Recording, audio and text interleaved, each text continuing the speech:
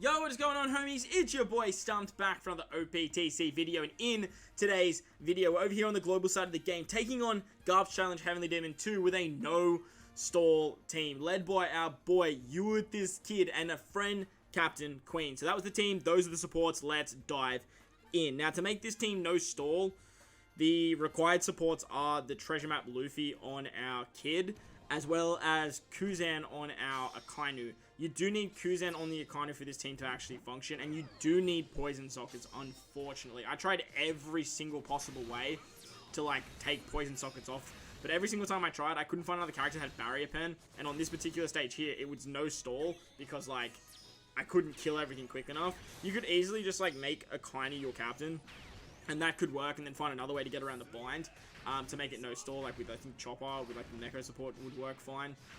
But for me, I wanted to run Kid as captain. Kid's a really, really good leader. The whole team is driven and powerhouse, but the powerhouse character being Whitebeard is actually strength, so he's boosted under Kid as well. And unfortunately, even with poison sockets, it doesn't matter too much for me, because this is about a 4.5 minute run if you start it at the very beginning of the content and get to, like, where the clear screen is. It's like just around that 4.5 minute mark, and it does it very, very nicely. You can probably optimize the team a little bit better as well, like hitting goods and grades and stuff like that, but I couldn't be bothered really doing that. I just wanted to showcase the power that this team actually has. But as you saw there, we used a kid special to get around Monet. We removed the blind, and then we can just get around her that way. On the next stage against Virgo, we're going to use the Whitebeard special. With Whitebeard, we can remove the defense up that he inflicts, as well as give us 3 turns of an attack boost. That support of Shoots and Maru is really not essential at all. Honestly, it probably just slows you down, to be honest, as it makes Whitebeard hit more, but as you saw, like, I hit it good, so it's not essential at all. Just put a stat booster. It'll actually make the run a little bit quicker. On the Caesar Clown stage, he gives us a full board of block orbs and 5 turns of special bind. This is where we have the Stampede Buggy special. Stampede Buggy's really, really good here, because we can just rotate all those orbs into matching. We still have the carryover of the attack boost thanks to Whitebeard. We get that for 3 turns, and with that, we can just take out Caesar. This is the stage where we need the poison sockets, because we get poisoned here. When he dies, he gives us paralysis, but we can remove that thanks to Stampede Buggy anyway, so it just works all a big old treat on this particular stage. Moving on to the Pika stage, he has 2 turns of defense up.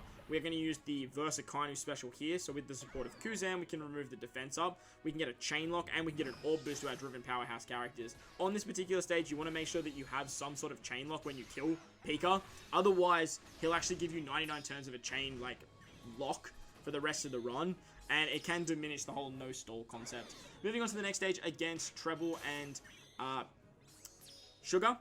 They're going to give us a full board of Dex Orbs, 1 turn of Paralysis, which you can get rid of thanks to Stampede Buggy, and they actually make those Dex Orbs unfavorable, which is really, really annoying, but thanks to Kid, we can use their Kid special for a nice chunky orb boost because we get the carryover of Queen. We can then activate the super typing, and with that, we can just take out this stage easy peasy, no worries whatsoever. Moving on to the next stage against Senior Pink, Gladius, and Mark Weiss. They're going to put up 5 turns of damage reduction. They lock us onto... Oh, actually, no, that happens on the second turn.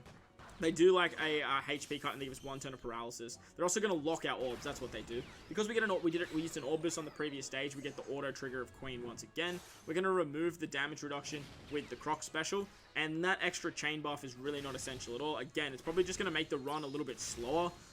So, like, you can easily replace that. My friend Captain Queen, doesn't have max slot bind too, so if you have max slot bind, you can do more damage with Queen on this particular stage anyway.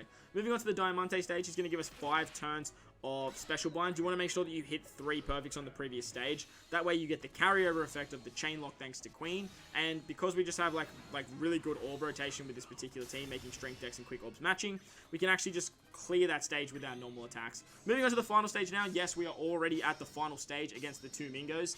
They're going to put up 2 turns of defense up, and they're going to give us a full board of block orbs. You can't use color affinity on this particular stage, so we do have the support of Judge. That's actually not essential. Well, I don't think it's essential anyway, as the team has so much damage output on this final stage. We're going to use Queen to get an attack boost.